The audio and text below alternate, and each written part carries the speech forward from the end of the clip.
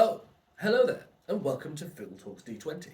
So, what are we talking about today? Well, Paizo surprised me with a new playtest, mainly because they're releasing so much content at the moment that I can't really keep up, which is pretty damn great. So, what have they released in this playtest? Two new test classes for upcoming releases, namely the Commander and the Bodyguard. Although it's not called the Bodyguard, it is actually called, I think, the Defender. Let's have a look. The Guardian. Now, everyone's terribly excited about the Commander. And the Defender doesn't seem to be getting quite the same amount of love. That's an interesting one because they're both very specialist classes. And one of the things that I really like about Paizo is that they are quite happy to have classes that aren't always going to be epically useful in every single party, but they're going to suit a player base, they're going to suit a group of players, and they're going to suit a type of campaign really well.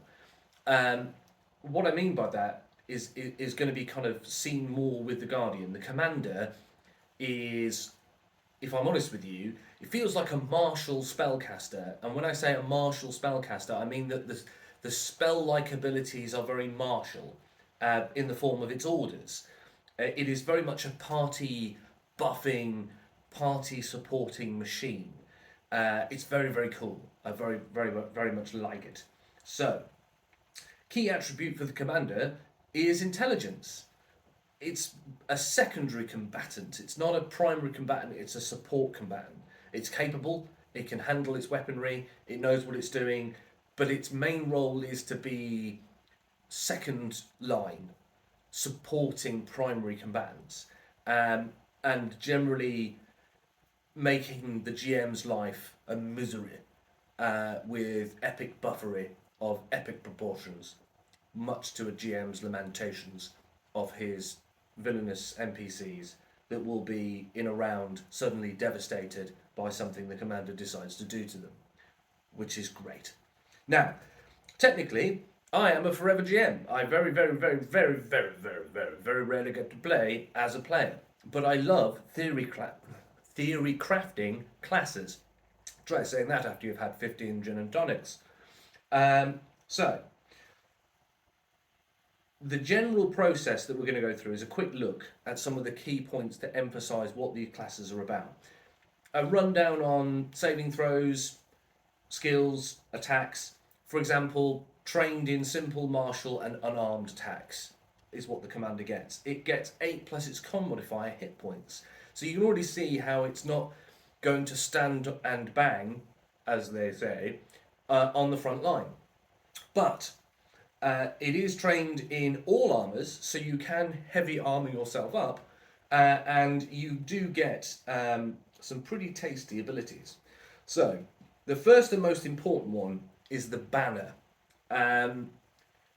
Basically, it's a rally point, and reading this class, what I really kind of came up with in my imagination was, if you're a 40k fan, the chapter Ancient, which is the kind of the banner holding kind of veteran that rallies troops, pulls off miraculous feats through inspiration and kind of shows of epic courage and fortitude.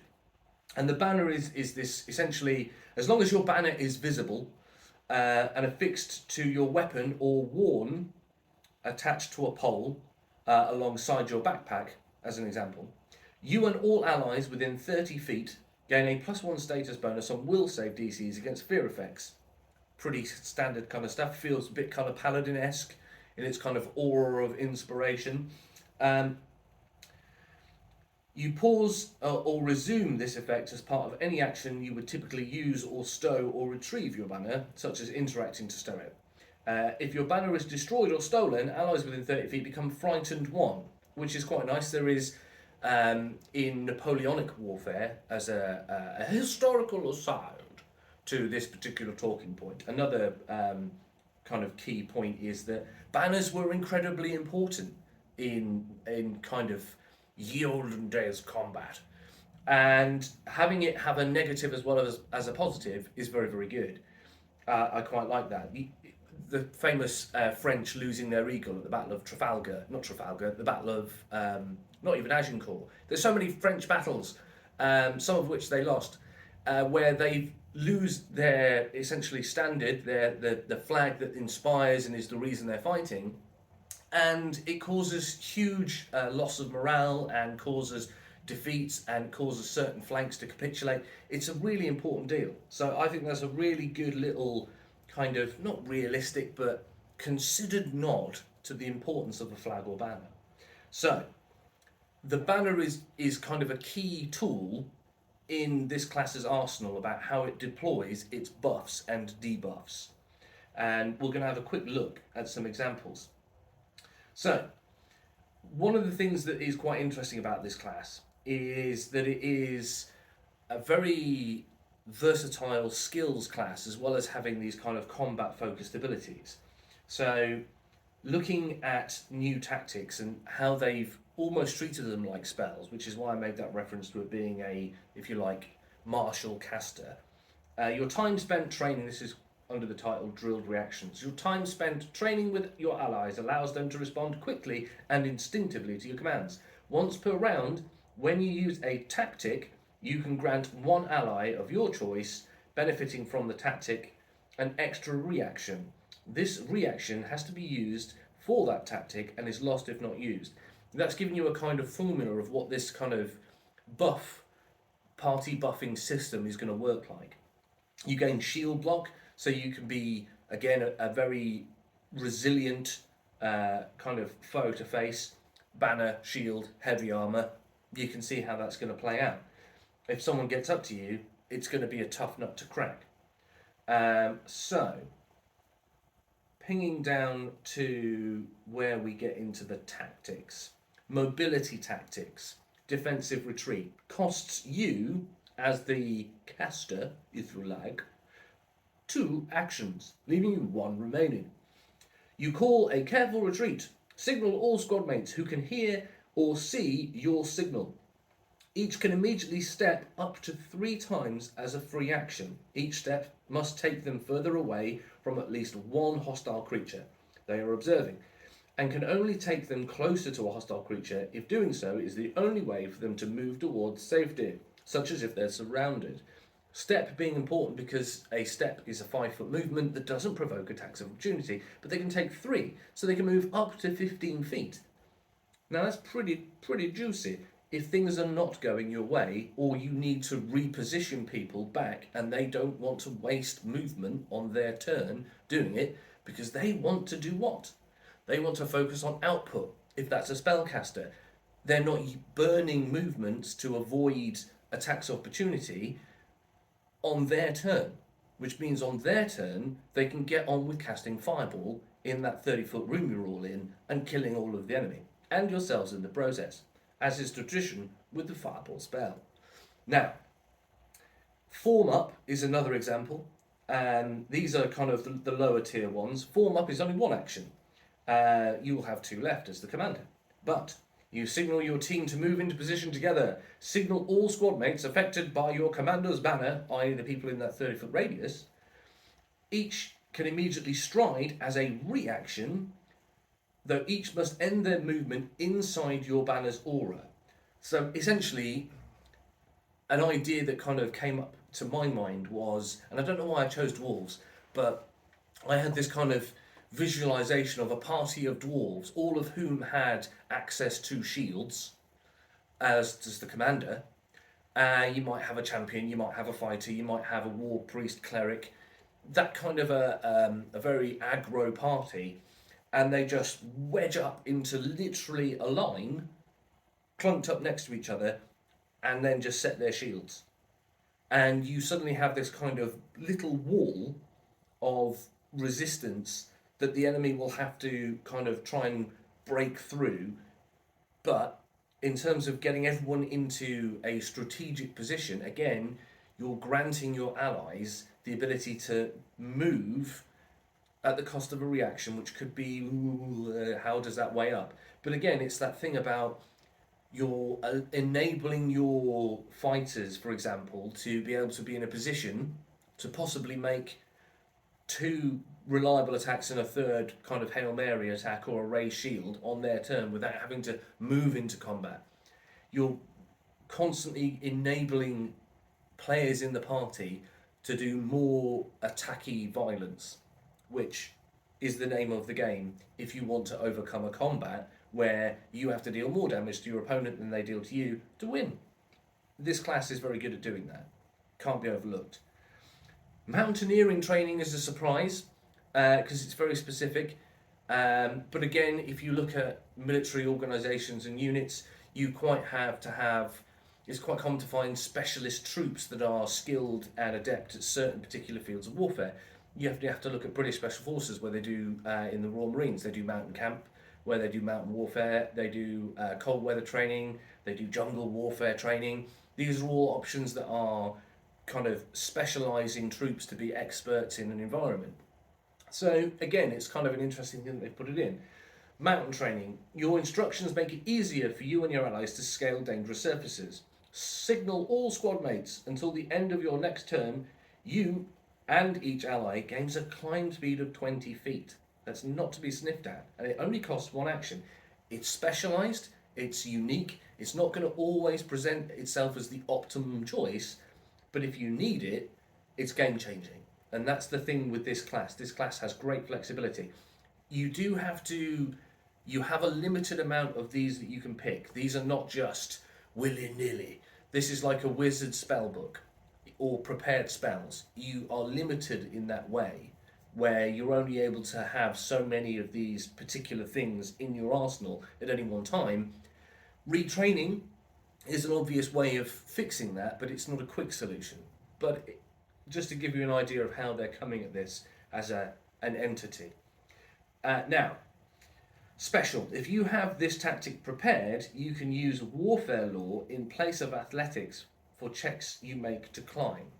So that's another little important signifier about what this class can do. It's getting its warfare law buffed at maximum level for free as it goes through its leveling up process. There's another aside as to what this class has. But it also gains a great deal of flexibility about how it can use warfare law as it interacts with the world in the form of skills, which again, very cool. Other classes have done it, but it's nice to see it here as well. The next one is naval training. Your instructions make it easier for you and your allies to swim through dangerous waters. All squad mates signalled, allies gain a swim speed of 20 feet. And again, they do the same thing here. One action it costs, but if it's prepared, you can use warfare law instead of athletics to make swim checks. Boom. So you don't have to focus strength to have the martial kind of physical elements of campaigning, if you like, if you're well prepared with the knowledge of being a commander, which I like. So very, very cool. Although, if you're referring to naval training and then your focus is swimming, the naval training has already gone wrong because you should be in a boat. But that's by the by. You shouldn't need to swim because you should be staying on the boat, doing things properly. So amusing, but not really a big deal. And that may change. I think that might get a name tweak or something on those lines. Interestingly, that's kind of the two specialised areas that they've kind of covered off. So they haven't done like an Arctic warfare or anything like that to give people resistances, or maybe ignore the movement penalties in snow and ice scenarios, which could be quite interesting. But again, that's just me kind of waffling as opposed to talking about their actual rules in the class. So, there's some more, but I want to jump forward to offensive tactics to give you an idea of what they're kind of doing to project as opposed to buff. My favourite one, or one of my favourite ones, I should say, double team. Costs you 2 actions. Your teamwork works together to set an enemy up for vicious attacks. Signal one squad mate affected by your commander's banner, aka someone in that 30-foot radius. That ally can shove or reposition an opponent as a free action. If their manoeuvre is successful and the target ends their manoeuvre adjacent to you or a different squad mate, you or the second squad mate can attempt a melee strike against that target as a reaction. So if you've got a very potent fighter, barbarian, monk, and or a rogue or someone with a sneak attack like ability, being able to, as a free action, simply attempt a move with a good athletics check, a raging barbarian, a very capable, trained, focused fighter, again, a focused, trained monk, even other classes that have just buffed strength and taken the appropriate skill focuses and feats. They're not wasting one of their attacks or their movements or anything like that. They just move them for free, and if they're successful, they plonk them between themselves and the rogue. The rogue, as a reaction, gets to make a sneak attack. Boom. That person who moved them still has 3 actions left, of which they can then unload on that person with them taking the flanking penalty, increasing their own chances of successfully critting them. Costs you 2 actions, you've got 1 left. If you've got a shield, raise it, because someone might be annoyed with you and try and come and kill you, and then you can shield block and go, ha ha ha, ha, puny mortal's gonna destroy me.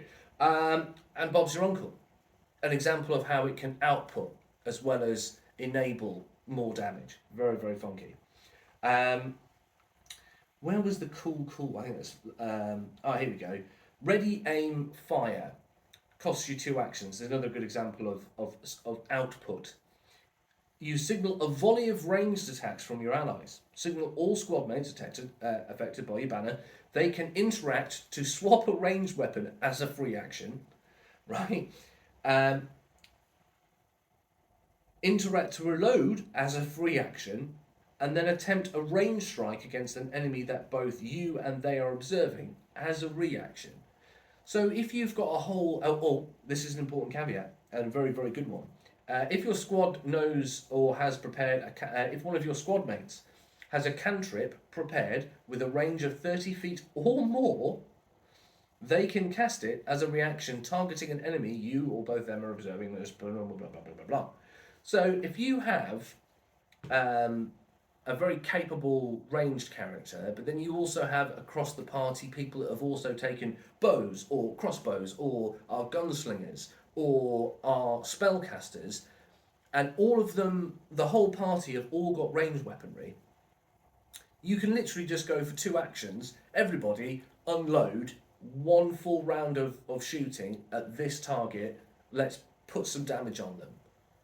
And then when it gets to their turn, they'll have all of their actions to choose to do those kind of actions again.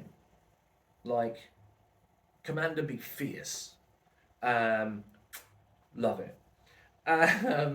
Now, that is an example of an expert tactic, by the way, just because I said I'd jump forward a little bit. So expert tactics kick in at higher levels. You can choose from among these tactics when you add a new tactic trait to your folio if you have the expert tactician class feature. Now, let's just double check when that comes in, because that would be useful information to know. Although, if I'm honest with you, really my job here today is to say, go and to the link that I'll put in the description below, download the free PDF for 2 new classes for your home game, and distribute them out to your players and ask them to roll some up, and then supply feedback to Paizo so they can tweak and tune these classes appropriately, hopefully making them more beardy. I mean, no, not at all. No, we wouldn't want that at all, would we? So, expert tactician, when do you kick in? Expert tactician kicks in at level 7. You also at that level get a general feat, a skill increase, and weapon specialisation. So, pretty juicy level, especially because that seems like a really good, obviously it depends on your party, makeup, but that, as you can see, is pretty toting when it comes to kind of getting stuff moving. Now, jumping forward again to the much later levels, you get master tactics, and that's kind of what I was suggesting about these being spell-like, because you have to hit these level markers, and then you're only allowed so many of them to kind of get the use out of them. Master tactics, Valkyrie's charge, once per day. You and your allies defy death and defeat to make a glorious final charge. You restore 80 hit points to yourself and each squad mate affected by your commander's banner. This effect has the healing trait. If an affected ally was unconscious due to their hit points being reduced to 0, they can immediately stand up, pick up any drop weapons. Then each affected ally can stride up to twice their speed directly towards the enemy they are observing. If they end this movement with an enemy within their reach, they can attempt to strike the enemy as a reaction. And your squad mates can use Valkyrie's charge whilst burrowing, climbing, flying, swimming instead of striding if they have the corresponding movement type. So, granting everybody 80 hit points, enabling unconscious allies to, for free, stop being unconscious, get up for free, pick up a weapon for free, make 2 strides, so that's up to, if we're just being generic, roughly 50 feet, maybe 60 feet of movement. And if they end within their reach of a target, make melee strikes, all of which are very likely, that's pretty brutal. You can literally be in a situation where the party has been heavily mauled and may have lost like 2, maybe even 3 members, and you might be the last person left. And as long as you are within that kind of 30 foot, but you can buff it, let's not forget that 30-foot radius isn't static, it can be buffed by feats in the class that are on top of these abilities, by the way. You still get a full complement of feats. These are just the spell-like component to the class. Oh yes, there's more. You can suddenly have a party literally just get back up with 80 hit points. Now, at high levels, 80 sounds like a lot, but can quickly be chipped away at by some nasty hits. So, but 80 is a good like emergency reserve. And if you're on 80 hit points and you get 80 hit points back, well, that's 160 hit points, which is nothing to sneeze at. Yeah, just power, real proper power. So you can see why people are excited about this class. It's like a super buffing, outputting like machine when it comes to mobility, defense, and kind of offense. Very, very cool. First level feats, just to kind of pick a few up. Combat medic is an option. So you can very much fill the role of emergency healer. Is it going to heal as well as a cleric that's fully built into healing? No, of course it's not. But it can still do something vaguely useful in an emergency, which is always nice to have. Combat assessment, you make a telegraphed attack to learn about your foe. Make a melee strike. On a hit, you can immediately attempt a check to recall knowledge about the target. On a critical, you get a +2 circumstance bonus to that check. Very simple, useful level 1 feat. Rapid assessment as a level 2 example. You roll initiative as a free action. You gain a recall knowledge check. I'm pretty sure somewhere there is something about being able to use, it probably is a slightly later level feat, the ability to use warfare lore on your recall knowledge checks, even if it isn't necessarily appropriate to the monster type that you're targeting. So its flexibility and its ability to kind of drive home a kind of a support base for a party is very, very cool. Another example of an offensive feat at level 2, 1 action, set up strike. Your attack makes it difficult for your enemy to defend themselves against your allies' attacks. Attempt a melee strike against an enemy. If the strike is successful, the target is off guard against the next attack that one of your allies attempts against it before the start of your next turn. So you're never going to be the biggest, hardest hitting party member. What you are going to be is someone that is massively increasing the likelihood of the rest of the party scoring big old juicy crits, which is always good. Shielded recovery, prereqs combat medic, so level 4 feat. You can bandage wounds even while holding your shield. You can use the same hand you are using to wield your shield to treat wounds or use battle medicine. And you are considered to have a hand free for other uses of medicine as long as the only thing you are holding or wielding in that hand is a shield. When you use the battle medicine on an ally wielding a shield, they gain a +1 circumstance bonus to AC and reflex saves that lasts until the start of your next turn or until they are no longer adjacent to you, whichever comes first. Oh, amazing. Just the class that keeps on giving. Bing, bing, bing, bing, bing, jumping through 6th level and 10th level kind of feats, 8th level feats in here. Unrivaled analysis, level 8. Prerequisites, rapid assessment. Your experience allows you to derive even more information about your opponents from a mere glance. When you use rapid assessment, you can attempt up to 4 checks to recall knowledge about the creature you're observing. Strong. Because in Pathfinder 2, as many of you already know, the meta is very much along the lines of to stand a chance against very high tiered opponents, you have to understand what you're dealing with. You have to know about their resistances. You have to know what their weakest save is to make sure that the spellcaster is using the most appropriate spell to overcome them. Because if you're facing off against the maximum kind of tier monster you can face at your level, if you're not doing that, chances are you're all going to die. Because it's fierce. And that gives a huge advantage to a party in their ability to assess, break down, and work out what's best to deploy against a particularly dangerous, very high level opponent that they're facing. So it's literally the difference between life and death. Super cool. So yeah, as you can see, this is a very competent class and a very capable class. Which is why I think, because this one's first in the playtest and comes in so hard, and it's not unique because other game systems have done this before. I dimly recall a prestige class, I think in 3.5, maybe even Pathfinder 1, that was along similar lines. Again, in D&D 4th edition, there was something very much along these lines. So it's not like new and mega exclusive, but it is a very cool, a unique addition to the Pathfinder Galorian lore, which I'm all in favour of. And the iconic looks cool as fuck. Let's not forget how absolutely chef's kiss the artwork often is for for their iconic classes.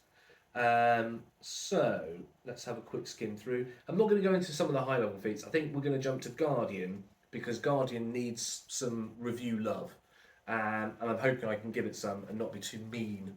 But in the face of the Commander, it's very easy to come up a poor second, unless you don't want to be a buffing support hero, at which point then you're like meh. Key attribute strength, hit points 10 plus con modifier. As you'd expect, it's already trying to kind of build itself into being a little bit tonky. Trained in perception, expert in fortitude, trained reflex, expert will. They get athletics, 3 plus their intelligence modifier additional skills.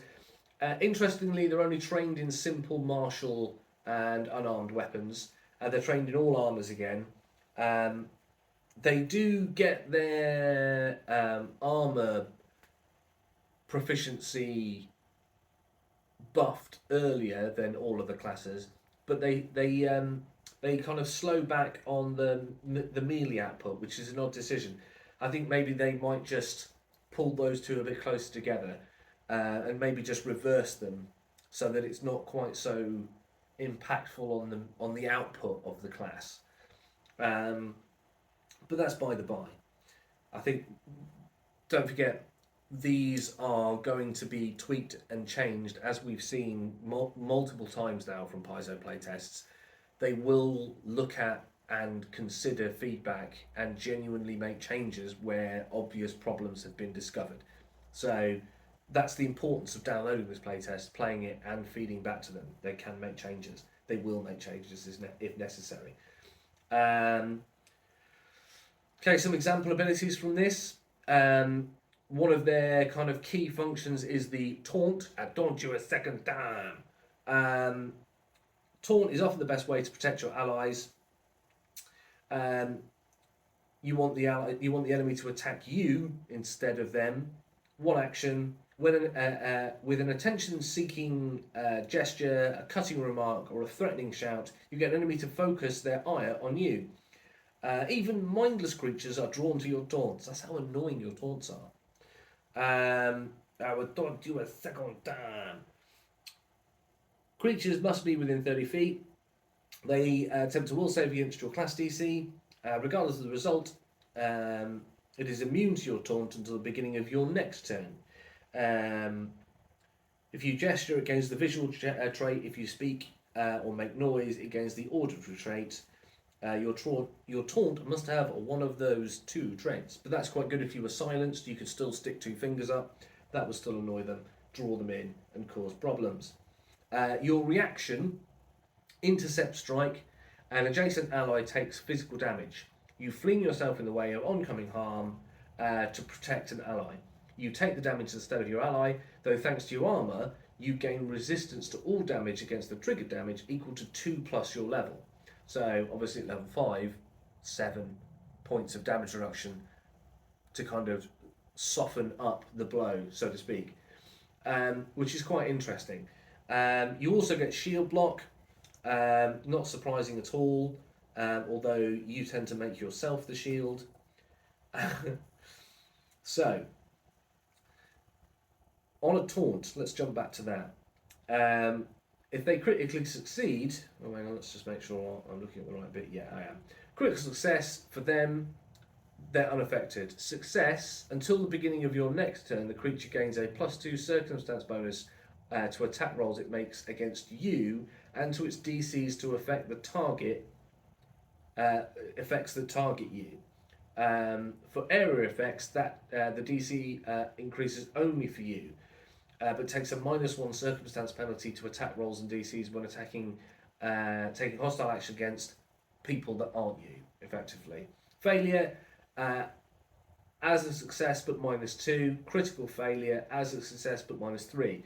So you're crippling its ability to effectively put out damage to other people, but obviously, and a bit worryingly, it's getting bonuses, aka more likely to crit you, which I think is going to need some fettling. But that's by the by.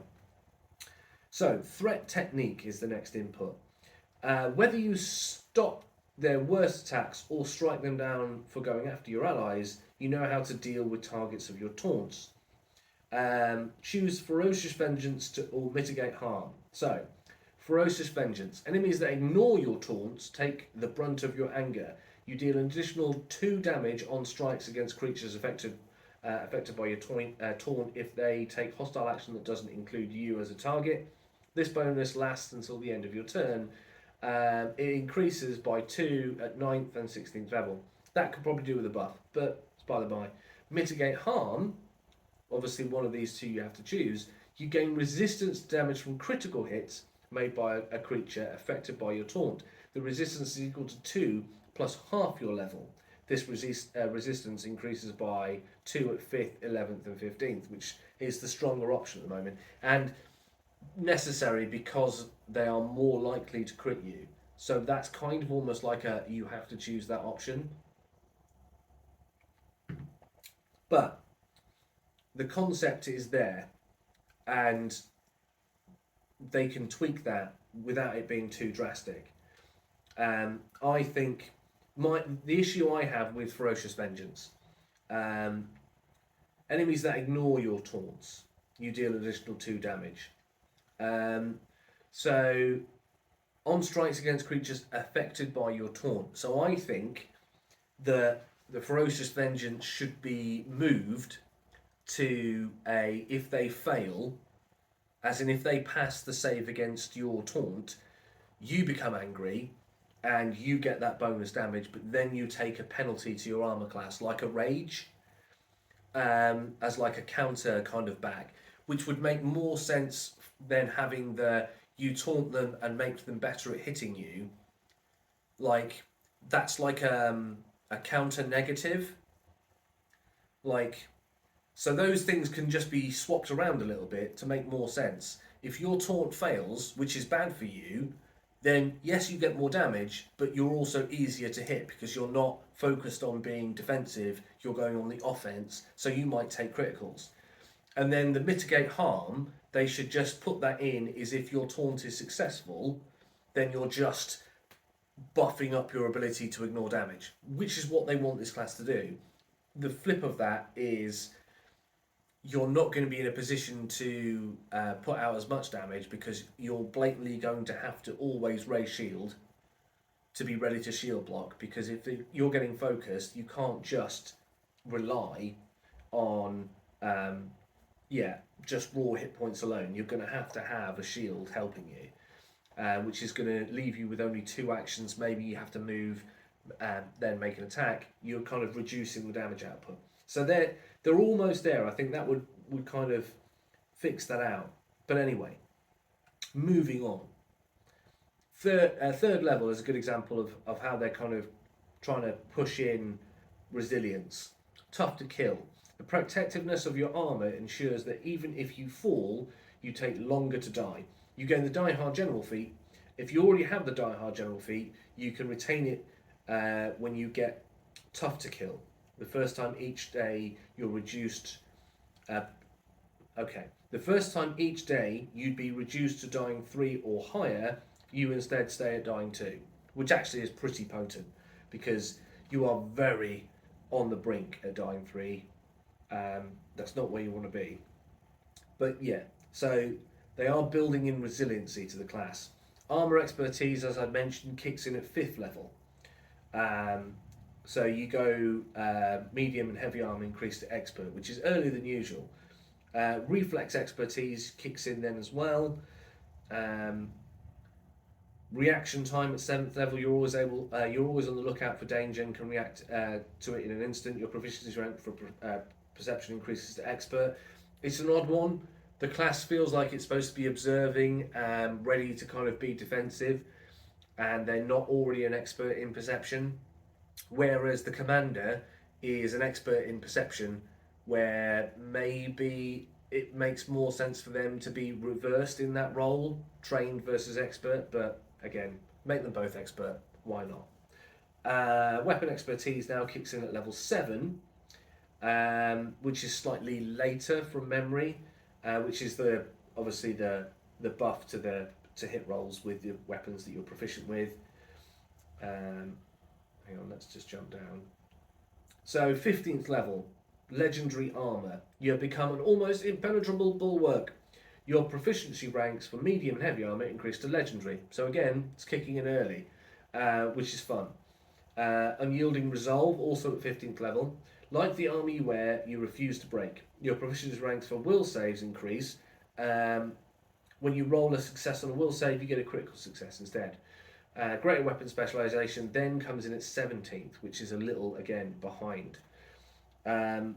So, some example feats, because that's an important kind of breaker of what this class can do as well. Bodyguard, level 1. You swear a vow to protect one of your allies at all costs. During your daily preparations, choose one of your allies, the really smushy spellcaster, and is an obvious choice.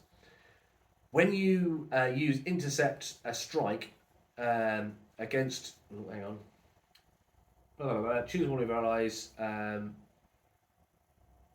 as your charge. Okay, right, that's why we used that word there. When you intercept a strike against your charge, not to be confused with charging, your charge gains resistance to physical damage equal to 1 plus half your level for 1 round. You can take 10 minutes to change who your charge is before your next daily preparations, which is nice. You can move it around a little bit. So if you get in a situation where you're perhaps a bit low on healing and one of the party members is the lowest, if you like, on hit points, you can reassign your ability to protect them to that player to increase their chances of surviving the next fight. So, do you see what I was saying though about it being not niche but specialised, which is why versus the versatility of the commander, it may not be as exciting a class when it's still a pretty competent and reasonable kind of class in its own right. Long distance taunt. I dodge you from far away. You can taunt a target within 120 feet. Level 1, simple, does what it says on the tin, bosh. Level 1 feat, reactive shield. An enemy hits you with a melee strike. You're wielding a shield. You can snap your shield into place as a reaction, which is pretty juicy. You don't have to use an action to raise the shield on your turn. Changing things up a little, should you wish to. Covering stance, a level 2 feat, one action.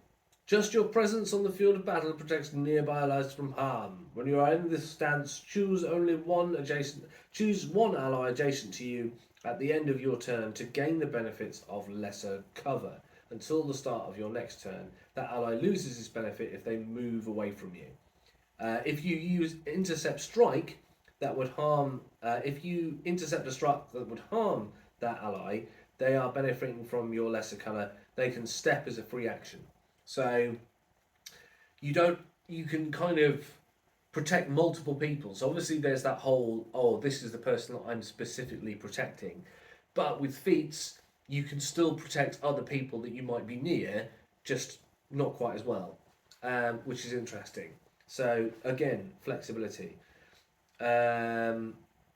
Raise haft. You know how to use the haft of larger weapons to block attacks. Two-handed weapons you wield gain the parry trait, which is sick. If the weapon already has the parry trait, you increase the circumstance bonus it provides to +2. Gross. Very cool. Very nice. Shielded attrition, level 4 feat. Raising your shield, you provoke attacks from foes that might otherwise stop your allies from moving. Raise your shield and then stride up to half your speed. Your movement triggers enemy reactions as normal, but whether an enemy chooses to take that reaction or not, if they were able to react to your movement, they can't react to your allies' movement until the start of your next turn. So, if you're again having to lead a breakout because things aren't going great and you need everyone to be able to reposition, even if the DM ignores the attack opportunity that you're provoking because they want to kill the squishy spellcaster or catch the rogue who's low on hit points, for example, who's going to have to move through an area they threaten, they can't. So, to you, GM, is what this class does on a regular basis. Flying tackle. You barrel forward, gathering enough momentum to take down a threatening foe. Get down, Mr. President! Immediately springs to mind, and must be yelled by everybody who plays this class from now on. Alright, that's actually a rule I'm going to enforce. Flying tackle requires that get down, Mr. President being yelled. So, you stride and then leap. If you end your movement adjacent to a foe, you can attempt a trip of that foe. If you succeed at the athletics check, you get a critical success, meaning they also take their bludgeoning damage as well as being knocked prone, which is pretty juicy. You can attempt this while burrowing, climbing, flying, or swimming instead of striding if you have the corresponding movement type. Costs you 2 actions. But again, knocking someone prone in front of the fighter means that when they get up, they get stabbed. Because Mr. Fighter can provoke off of that and stab them. And if they're behind them, then what they're going to do, they're going to be flanked, increases their chance of critting. So, very nice. Mobile protection, level 6 feet. Prerequisites bodyguard. So there's always trees, there's always paths, and they make sense. But in this case, you move swiftly, protect your charge. When they are in trouble, your intercept strike triggers when your charge is up. I hate the way they've used the word charge. Is up to 10 feet away and takes damage. When your intercept strike is triggered in this way, you can stride up to 10 feet before you take the damage, though you must end your movement adjacent to your charge, closer or the same distance to the source of the attack than your charge, and within range or reach of the triggering attack. But that's interesting because that basically indicates that you can use that movement to put yourself in the way, so that obviously if you've got other feats that grant them cover, some of that would be organically done anyway. It means that player that you've now successfully intercepted can move away without attacks of opportunity because you're a bulwark. You're putting yourself in the way. Um, there's going to be this class is going to be challenging to play because you're going to have to be really juggling how much damage you're taking versus how much time out of a combat you might be taking to bring yourself back up hit points wise. Um, but again, if you've got a switched on party, you might have a cleric that knows they need to prioritize you for healing because that means that you can prioritize your hit point pool to reduce damage to the party. If that makes sense, that's the kind of the broad meta of this class. You're effectively effectively as the guardian, you are a hit point pool reserve for everyone else in the party and can really focus in on being a bigger hit point reserve for one particular party member at a time using that kind of bodyguard focus. So um, reactive strike, reactive shield, shield from arrows. So those were level 6s. Shield from arrows as a reaction is a level 8. An adjacent ally is the target of a physical range strike. So not a spell strike, but a physical strike. You can see the attacker. You are not off guard, and you have raised your shield. I wonder if there's an argument about I've got reactive shield, so I don't need to have raised my shield. But then that's also a reaction, so okay, no, I think we've already answered that question. You place your shield in the path of the oncoming projectile. Your adjacent ally gains a +4 circumstance bonus to their AC, which is impressive if you're only wielding a buckler. But that's not the point. If the attack misses, you have deflected it with your shield. To you, GM. Yet again. So, 10th level, get behind me. When saving your allies from harm, you push them behind you to better protect them. When you use the intercept strike to protect an ally, you can move that ally up to 10 feet within your reach if they are willing. You can't move an ally into or through obstacles, and you must move your ally to be further away from the source of the attack if possible. If you have intercept foe, you can move your ally in the same way if you end your movement adjacent to your ally. So that one can stack with feats we'd seen earlier, which is very cool. And again, almost in a way enabling defensive movement, which in very serious combats versus high volumes of enemies could be pretty vital. But what else have we got? Paragon's Guard, kind of jumping down to level 12, give a flavour of this kind of a level. You are wielding a shield. It is a stance. So some of these are stances, much like you see with Monk. Once you've had a moment to set your stance, you always have your shield ready without a thought. It costs you 1 action to do this. While you are in this stance, you can constantly have your shield raised as if you'd use the raise shield reaction. Ooh.